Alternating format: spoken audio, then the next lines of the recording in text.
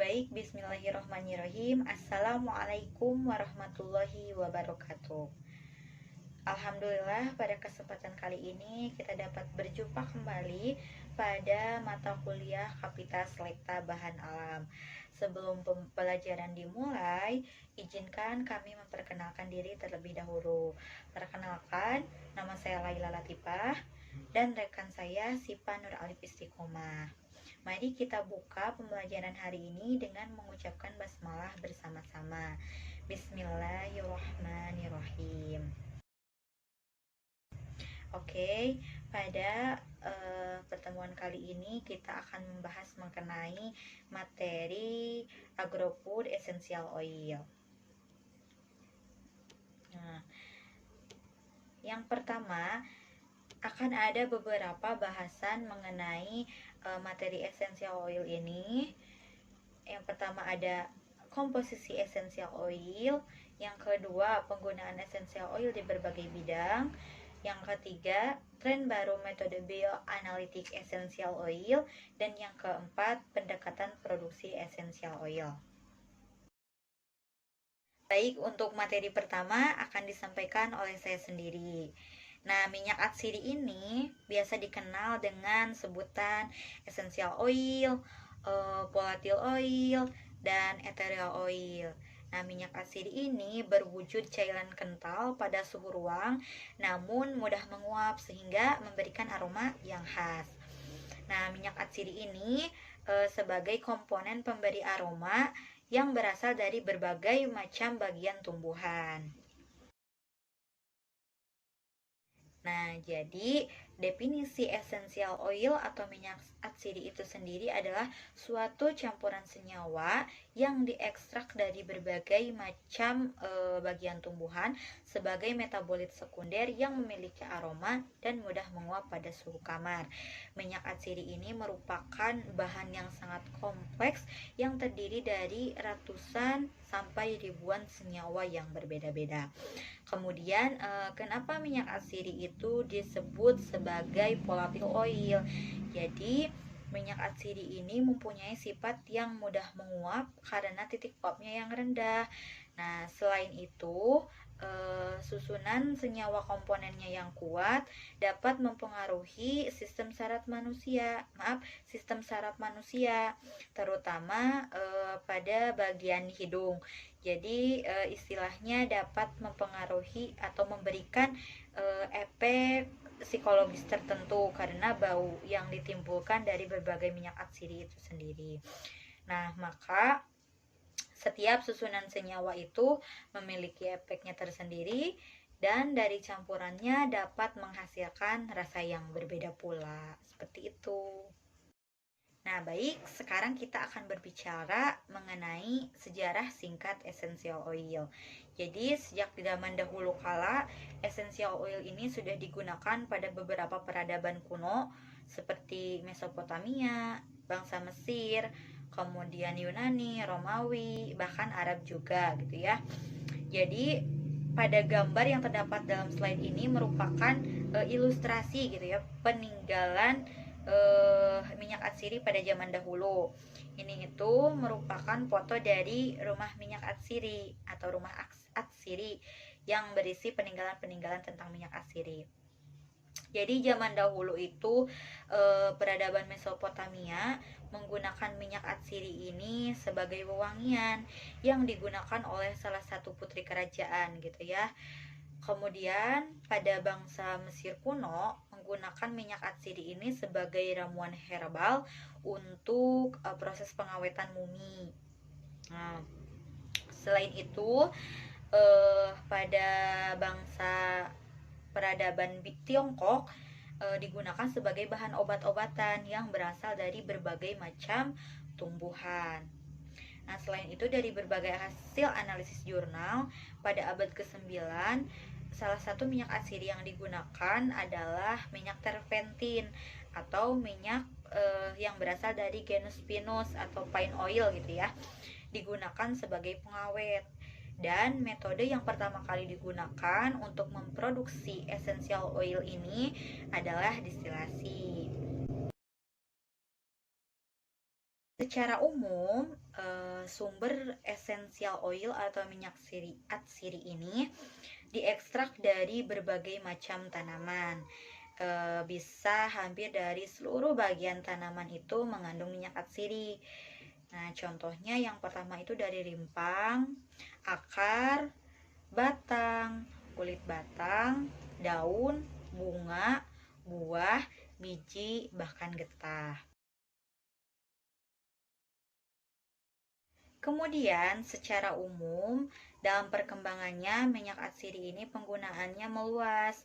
Bisa digunakan untuk kosmetik, pembersih, aroma, pengusir serangga, perekat, pengobatan, parfum, dan kesehatan gigi. Nah, selanjutnya kita akan membahas mengenai komposisi minyak atsiri.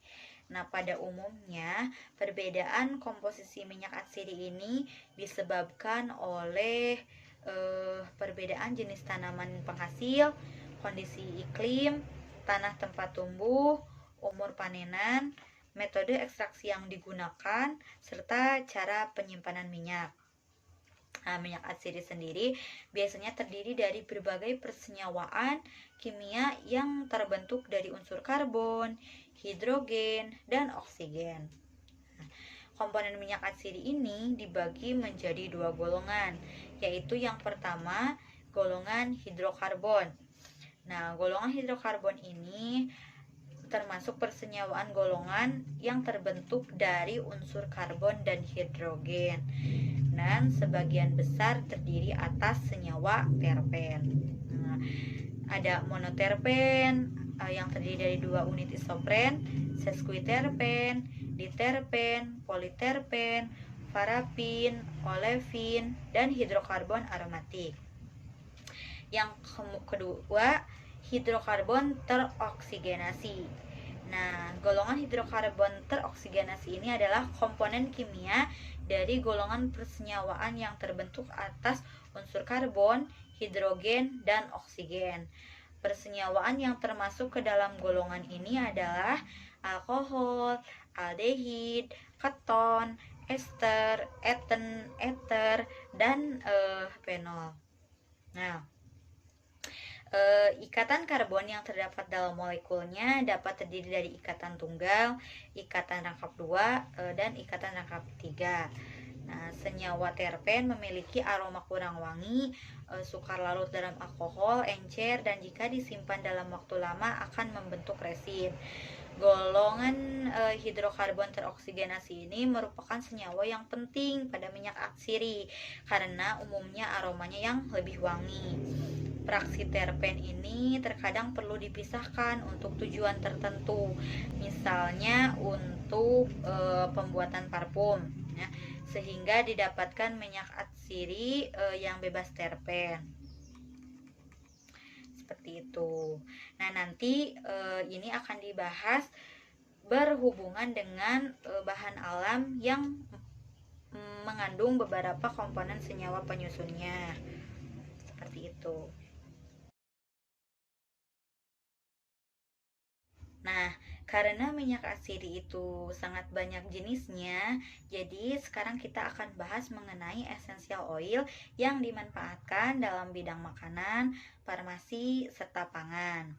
Yang pertama ini ada minyak jeruk atau orange essential oil. Minyak jeruk ini berasal dari genus citrus gitu ya. Dan komponen senyawa penyusun yang terbesar yaitu senyawa limonen. Kegunaannya secara historis, minyak jeruk ini telah dimanfaatkan dalam makanan karena rasa dan khasiat kesehatannya yang bermanfaat. Di samping itu, minyak jeruk ini mempunyai sifat antibakteri atau antimikroba sehingga menghambat terjadinya pembusukan pada makanan. Nah, berdasarkan hasil analisis jurnal melalui studi in vitro, esensial ini populer dengan sifatnya sebagai antimikroba gitu ya, atau antibakteri. Minyak atsiri ini telah diidentifikasi sebagai antimikroba yang efektif terhadap beberapa patogen bawaan makanan seperti bakteri Escherichia coli, dan Salmonella sp. Nah, minyak jeruk ini digunakan biasanya dengan cara disemprotkan langsung ke dalam makanan. Selain menambahkan cita rasa makanan, juga dapat membunuh bakteri bawaan makanan, sehingga makanan yang dikonsumsi aman dari bakteri jahat dan makanan bisa tahan lama, seperti itu. Dan yang selanjutnya ada minyak cengkeh atau clove oil. Nah, ada beberapa senyawa penyusun minyak cengkeh ini, dan yang terbesar yaitu eugenol dan caryophyllene. Nah, nama simplicia dari minyak cengkeh ini adalah Caryophyllus. Nama tanaman asal Eugenia caryophyllus, dan kegunaannya itu sangat banyak. Namun pada industri obat itu digunakan sebagai, atau industri farmasi digunakan sebagai stimulansia, di mana stimulansia ini sebagai senyawa yang mempengaruhi sistem saraf pusat yang dapat meningkatkan konsentrasi, merangsang susunan saraf pusat untuk menghilangkan kelelahan, serta menambah kemampuan fisik dan mental. Selain itu, sebagai obat mulas dan juga sebagai antimetikum. Antimutikum ini merupakan obat yang dapat mengatasi mual dan muntah. Untuk yang selanjutnya yaitu minyak sereh atau citronella oil. Nah, ada 3 komponen senyawa penyusun yang terbesar dalam minyak sereh ini, yaitu citronella, citronellol, dan senyawa geraniol. Nama simplicianya adalah Cymbopogonis folium. Nama tanaman asal Cymbopogon nardus, familia Poaceae, dan kegunaannya dalam bidang farmasi sebagai pereda kejang, penurun panas, dan penambah nafsu makan. Yang selanjutnya itu ada minyak jahe atau ginger oil. Nah, di mana zat ini mengandung zingerol, zingiberol, zingiberin, sineol, dan pelandren.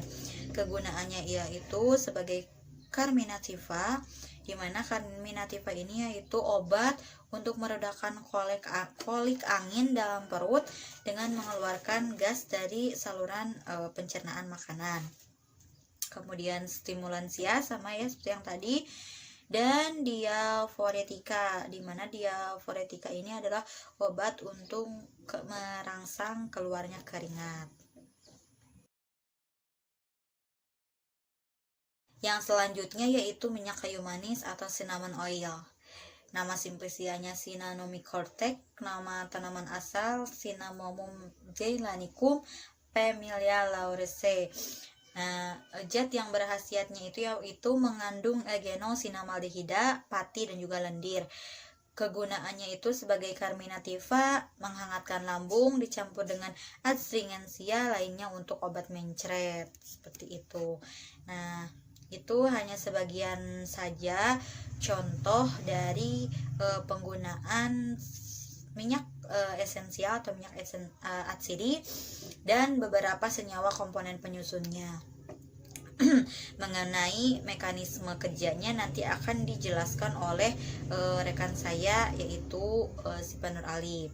Nah, itu saja mungkin yang dapat saya sampaikan. Materi selanjutnya mengenai tren terbaru metode bioanalitik essential oil dan pendekatan untuk produksi minyak essential oil atau minyak atsiri akan disampaikan oleh saudari Sipa Nur Alif Istiqomah. Kepada saudari Sipa Nur Alif Istiqomah, saya persilahkan. Nah, untuk materi selanjutnya yaitu identifikasi dan isolasi atau preparasi dari minyak atsiri. Nah, untuk cara mengidentifikasi komponen dari minyak atsiri sendiri bisa menggunakan dengan kromatografi gas. Kromatografi gas merupakan teknik pemisahan suatu persenyawaan yang mudah menguap yang didasarkan pada distribusi antara dua fasa, yaitu fasa gerak dan fasa diam. Nah, untuk mengidentifikasi kandungan minyak atsiri dalam suatu tanaman bisa melalui bau dan rasa. Secara kimianya dapat diidentifikasi dengan pemberian asam sulfat pekat pada sebuah serbuk Simplicia yang nantinya akan memberikan warna kemerahan yang menandai bahwa adanya kandungan minyak atsiri dalam tanaman tersebut. Nah, melalui cara destilasi, minyak atsiri dapat dilakukan dengan ekstraksi. Destilasi atau penyulingan ini ialah suatu proses penguapan yang diikuti pengembunan. Melakukan destilasi ini bertujuan untuk memisahkan suatu cairan dari campurannya apabila komponen lain tidak ikut menguap.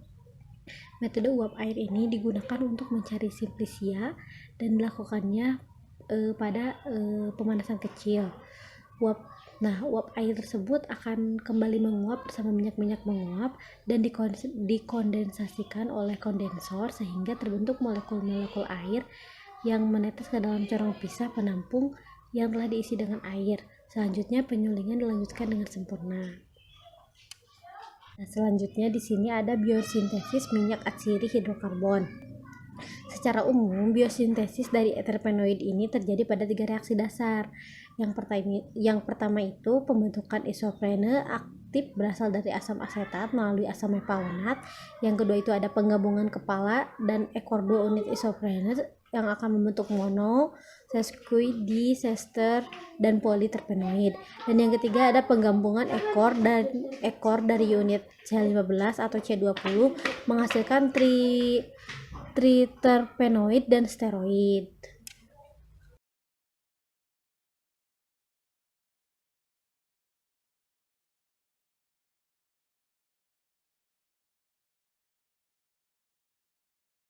Nah, untuk memperoleh minyak atsiri sendiri bisa dilakukan dengan ekstraksi. Tahapan-tahapan ekstraksi ada 3. Yang pertama itu ada perajangan, yang kedua ada penyimpanan bahan olah, dan yang ketiga ada pelayuan dan pengeringan. Nah, pada tahap perajangan, jadi bahan itu dirajang terlebih dahulu menjadi potongan-potongan kecil. Lalu perajangan ini bertujuan untuk memudahkan dalam penguapan minyak atsiri dari bahan dan untuk mengurangi sifat kambal bahan oral. Nah, proses perajangan ini terjadi pada saat penguapan komponen minyak bertitik didih rendah, dan apabila dibiarkan beberapa menit, maka akan terjadi penyusutan bahan sekitar 0,5% akibat penguapan minyak tersebut. Maka dari itu, jika diinginkan rendemen dan mutu minyak yang baik, maka hasil rajangan harus dimasukkan ke dalam ketel suling. Nah, kelemahan dari tahap perajangan ini yang pertama itu jumlah total minyak akan berkurang karena akibat dari penguapan selama perajangan. Yang kedua itu komposisi minyak akan berubah dan akan mempengaruhi bau. Yang selanjutnya yaitu penyimpanan bahan olah. Nah, pada tahap penyimpanan bahan olah, jadi penyimpanan bahan olah ini seringkali dilakukan melalui penimbunan karena kapasitas ketel suling yang kurang besar akan menghambat proses penyulingan. Jadi bahan itu harus disimpan dalam udara kering yang bersuhu rendah dan udara tidak disirkulasi. Jika bahan akan disimpan terlebih dahulu, ruangan harus dilengkapi dengan air conditioner. Dan tahap akhir yaitu pelayuan dan pengeringan. Setengah dari bahan olah diperlukan proses pengeringan sebelum disimpan atau disuling. Tujuannya yang pertama itu bisa menguapkan sebagian air dalam bahan sehingga proses penyulingan mudah dan singkat. Dan yang kedua untuk menguraikan zat tidak berbau sehingga berbau wangi. Sebagai contoh ialah untuk memecahkan glikosida amigdalin menjadi benzaldehid yang berbau wangi pada minyak almond dan akar oris.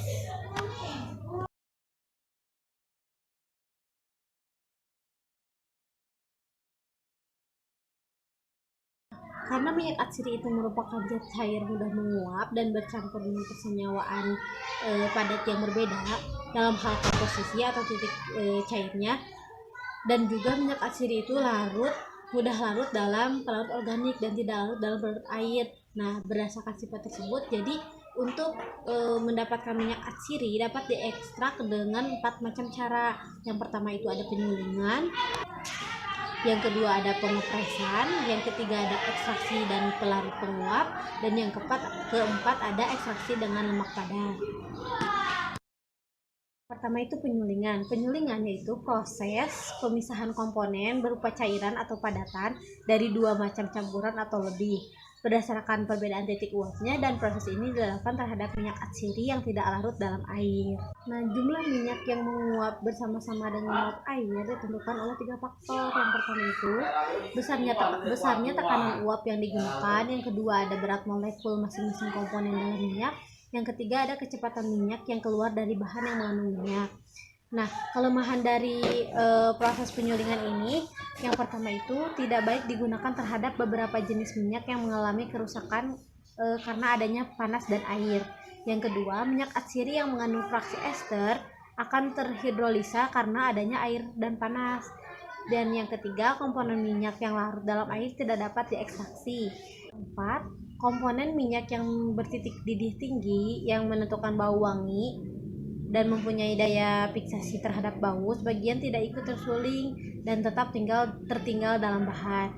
Dan yang terakhir, bau wangi minyak yang dihasilkan sedikit berubah dari bau wangi alamiah. Nah, yang kedua itu ada pengepresan. Pada umumnya, bahan yang biasa dilakukan ekstrak minyak atsiri dengan pengepresan yaitu biasanya bahan berupa biji, buah, atau kulit buah. Nah, alat ini biasanya bekerja dengan cara menekan bahan baku hingga sel penghasil minyak akan pecah dan minyak akan keluar. Berdasarkan tipe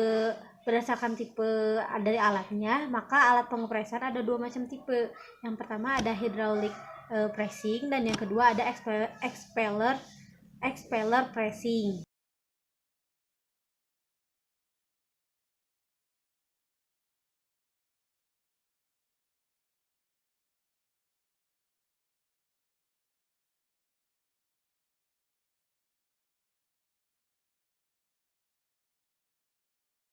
Nah, selanjutnya yang ketiga bisa dengan dilakukannya ekstraksi dan pelarut menguap, atau bisa disebut dengan solvent extraction. Prinsip ekstraksi ialah melarutkan minyak atsiri dalam bahan dengan pelarut organik yang mudah menguap. Proses ekstraksi ini dilakukan dalam satu wadah atau ketel yang disebut dengan ekstraktor. Berbagai tipe ekstraktor yang dikenal adalah Bonotto ekstraktor, Kennedy ekstraktor, Basement ekstraktor, dan Desmet ekstraktor, dan yang terakhir ada Hildebrand ekstraktor. Nah, untuk mengekstraksi minyak atsiri yang mudah rusak oleh pemanasan dengan uap dan air, umumnya digunakan pelarut organik, terutama untuk mengekstraksi minyak dari bunga-bungaan, misalnya bunga cempaka, melati, mawar. Ketika dilakukan ekstraksi dengan pelarut penguap, kita itu harus pintar memilih pemilihan pelarut yang baik. Syarat dikatakannya pelarut yang baik itu, yang pertama, pelarut itu dapat melarutkan semua zat wangi dalam bunga secara sempurna dan tidak melarutkan bahan seperti lilin, pigmen, dan senyawa albumin. Yang kedua, mempunyai titik didih yang cukup rendah agar pelarut mudah diuapkan. Namun, titik didih pelarut tersebut tidak boleh terlalu rendah karena akan mengakibatkan hilangnya sebagian pelarut pada waktu pemisahan pelarut. Dan yang ketiga, ada pelarut itu tidak boleh larut dalam air.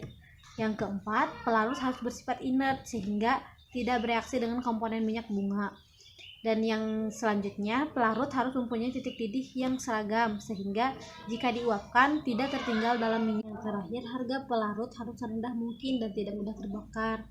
Beberapa jenis pelarut yang bisa dipergunakan dalam proses ekstraksi minyak atsiri yaitu petroleum ether, benzen, dan alkohol.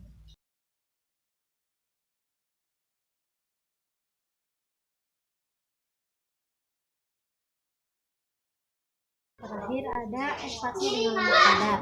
Proses ekstraksi digunakan khusus untuk mengekstraksi minyak bunga-bungaan untuk mendapatkan mutu dan rendemen minyak yang tinggi. Yang pertama itu ada sifat bunga.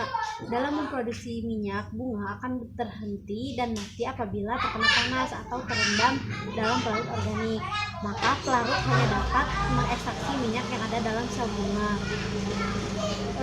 Bahan bunga yang dapat diekstraksi menjadi minyak melalui 2 cara. Yang pertama ada encourage dan yang kedua ada mesurate.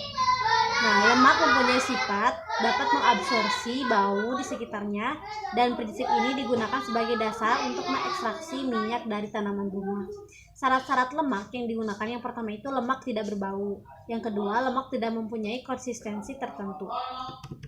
Nah, keuntungan dan kerugian metode absorpsi oleh lemak, yang pertama itu ada keuntungannya. Yang pertama, rendaman minyak yang dihasilkan lebih tinggi dibandingkan dengan menggunakan cara solvent extraction. Yang kedua, minyak yang dihasilkan berbau lebih wangi karena kerusakannya relatif kecil.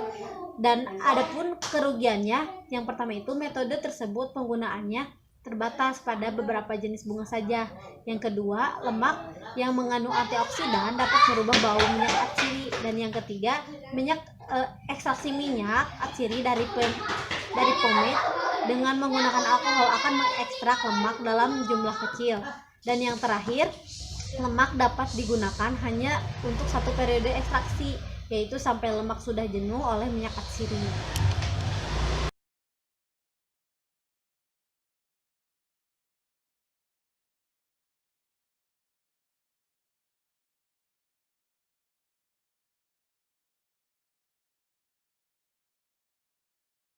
Pendekatan untuk meningkatkan produksi minyak atsiri bisa menggunakan pendekatan Six Sigma, di mana pendekatan ini menyeluruh untuk menyelesaikan masalah dan meningkatkan proses melalui fase define, measure, terus analisis, dan improve dan control, atau biasa disebut dengan DMIC.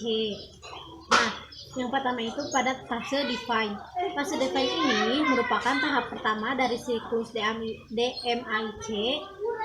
Langkah-langkah yang bisa dilakukan pada tahap ini yaitu yang pertama, mendefinisikan tahapan proses produksi. Jadi misalkan penimbangan, perebusan, penguapan, pengembunan, pemisahan minyak dan air. Terus yang kedua ada brainstorming. Nah, yang kedua itu yaitu pada fase pengukuran. Pada fase pengukuran ini di mana yang pertama itu pengumpulan data, penentuan CTQ atau critical to quality dari minyak nilam, dan yang terakhir yaitu peta kontrol. Yang ketiga itu ada tahap analisis, di mana pada tahap ini dilakukan dengan mengidentifikasi faktor-faktor penyebab rendahnya kadar PA dalam minyak atsiri. Lalu dibuat juga diagram sebuah akibat kenapa bisa mengalami penurunan kadar PA ini. Nah, yang terakhir ada tahap improve. Pada tahap improve ini bertujuan untuk mengoptimasi solusi yang ditawarkan akan memenuhi atau melebihi tujuan perbaikan dari proyek. Selama fase improve ini, peneliti harus merancang dan optimasi proses kritis yang telah diketahui pada tahap analisis melalui root cause analysis atau disebut dengan RCA. Terdapat 5 faktor yang mempengaruhi rendahnya PA ini, yaitu peralatan, manusia, metode, lingkungan, serta material. Akan dilakukan perincian secara detail untuk mencari proses yang dianggap menurunnya kadar PA. Ada RCA terhadap faktor peralatan, RCA terhadap faktor manusia, RCA terhadap faktor metode, RCA terhadap faktor lingkungan, RCA pada material, dan solusi dari root cause analysis. Sekian presentasi dari saya kembalikan lagi kepada moderator. Mungkin itu saja yang dapat kami sampaikan. Terima kasih atas perhatiannya. Kurang dan salah mohon dimaafkan. Wabillahi taufiq wal hidayah. Wassalamualaikum warahmatullahi wabarakatuh.